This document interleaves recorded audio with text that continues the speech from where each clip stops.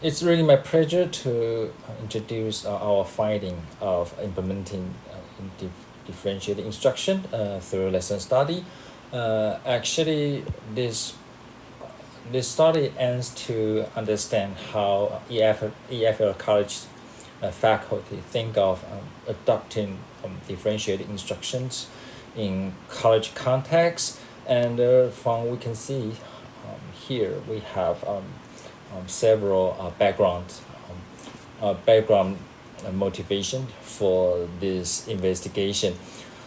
Most likely is because right now Taiwan proper to be the bilingual country, so that's why we put more emphasis on improving students, especially for EFL students' English proficiency. However, this has been a long issue, and right now we have more, what would I say, more pressure on helping students become more proficient in English. So that's why we want to see how college teachers think of using differentiated instruction, because differentiated instruction pretty much likely to happen in like elementary or it's very rare cases in the higher education, and we want to see why the case of using differential instruction in college context is so scant, and most likely we want to investigate how EFL teachers think of using differentiated instruction in college context. With so we recruit a group of EFL teachers. Um, they have been experienced in adopting EFL instructions in college contexts. It's like 10 to 15 years. The platform we are interested in using here is lesson study. Lesson study actually is a micro teaching team, and we have a group of teachers.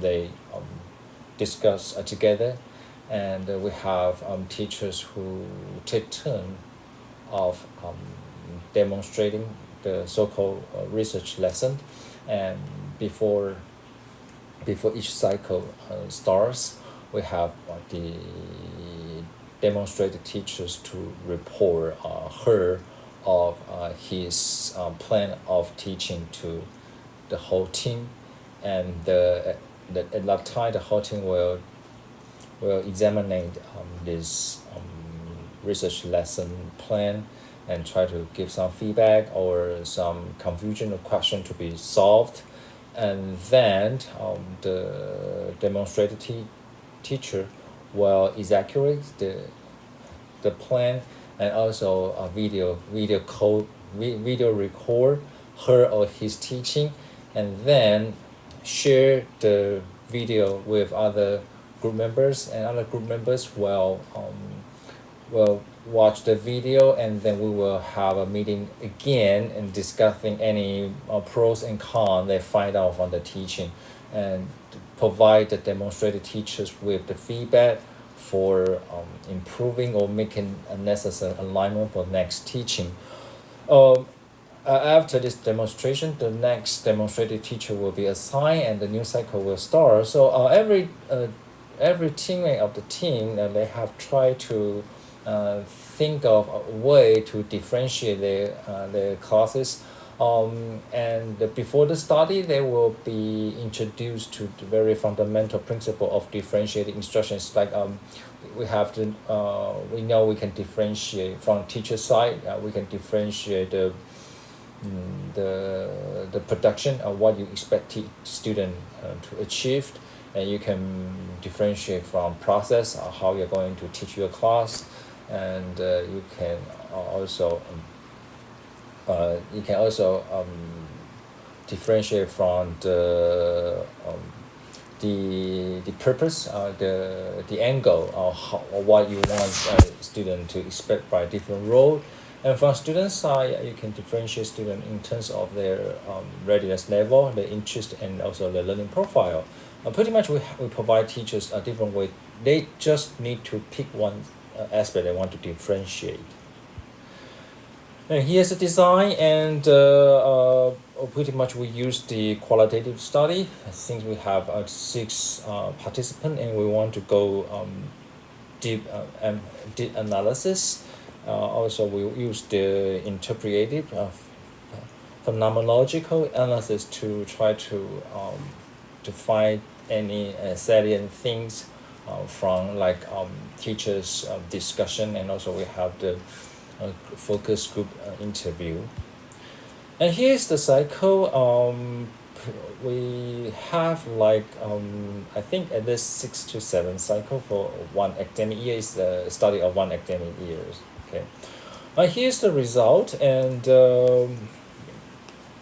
pretty much our teachers they appear to know the idea of differentiated instruction. However, they also list the physical barrier of implementation. For example, they think the standardized curricula, because the English classes is the required class in most college contexts, though teachers they have a quite fixed or standard scope and sequence to follow. They pretty much have very limited room for self-development. And also, yes, school want to see how much a student English proficiency is improved, and we have different way to test the accountability. That's the standardized testing, and also most teachers reflect that the test-driven curricula will make the whole teaching less philosophical and also less creative, and also they have the time constraint, pretty things like that, and student. But however, differentiated instruction aims to provide students with choices, and our teacher participants feel that a student will become more engaged if they feel, okay, I have a different option to achieve this course. They will become much more motivated. That's the thing number one. And the thing number two, it's kind of ironic, because we know that if you want to teach a language efficiently, you cannot have too many students in one room, but it's quite unrealistic. Most language teachers need to face like 35 to 40 students in one class. So if you really want to have a very effective differentiated instruction, you need to group your students. And I think that also call back to the idea of the flexible grouping of the the literature about differentiated instruction, and that's again we can see that the topic is echoed here. For example, the teacher think, okay, the grouping make a differentiated instruction more feasible because they have the time strength, and also they have the legion of the student populations. And also they have a different way to make the teaching more effective. For example, they can put students in homogeneous or heterogeneous or advanced students. They just can group students in terms of different requirement or the course nature, pretty much, and they can have a lot of task and activity. Yeah, if you want to have the related activity or task, you really need to group students into several we say the mini groups. That's the second thing. And the third thing, the participants think of when they plan for their differentiated teaching, they need time to think of the classes from student readiness level and also our choices, because again we want the differentiated classroom cannot be held in linear way. They have to be organic. At least you should give your student more passes to achieve the goal you want to do, and so teachers will do more things in than their regular classes. Like they will try to collect some some preliminary testing data to know where the students are so far, and you after you have that preliminary data, that will help you to design and also offer choices for your student, and also you can encourage students to have different product for that, and also differentiated instruction class will encourage teachers to do a lot of diverse activity, and they will do a rubric and like transparency, and also they will think of the fairness and potential gray debate. So I'm not saying that our teachers think differential instruction is a very pancreasia, if I want to use the term. But I think using differential instruction will make teachers rethink their class in different perspectives, and I think that's very useful, and sometimes it's necessary. And the fourth thing, that's pretty much has more to do with the platform, the lesson study, and the participant conform that, and they also support a lesson study. Indeed, very helpful platform for them to try this, because differential instruction, this phrase is pretty much like experimental practice for teachers, and if they have a group, they kind of find the partners, they can find support. It's not like they search in the unknown mist alone, and they can share their confusion, and if they have something they think might be helpful, they can also share the positive examples. Okay, here's also some limitation. I think that the ideal size of sample is always the paradox in the study of the curriculum and instructions, and in this case, yes, we have very limited samples, so that might a little bit difficult to apply to other contexts, and pretty much the principal researchers also do some intervention, because the PI also need to host the meetings, and in some cases have to instruct teachers on some principle, even some cases of differential instruction. Perhaps that kind of that kind of dual role of the PI would kind of affect how should I put it, the objectivity of the whole study, and also the time frame, and also the institution factors will affect the whole study.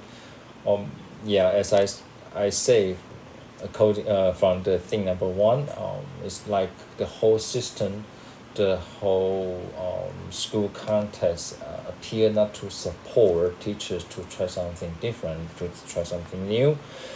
And for the direction of the future work, we might want to do something. We might want to think big and try to make the results of this study more general. I think this study, though the result is interesting, but I think in its nature we can just call it a case study. If we want it to become more empirical, we need more institution, maybe cross contact study to make it more reliable, and we also need some organization support, like the institution. No, it's not just about the funding. Sometimes we think I think this study can be a very good starting point for administration and for policymaker to rethink about the whole structure of the higher educations. We do need an environment in which teachers and students are willing to try something new. The other things is like we would like to put more more data collection approach to make the whole study more reliable. That's the thing we plan to do in the future.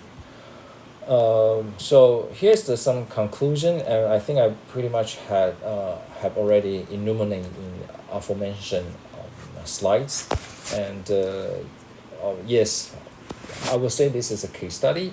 You can use that references, but the result is not. I would not dare to say the result is very generalizable, but if this can inspire you to do some investigation in your own domain, I think we will be highly pleased to see that.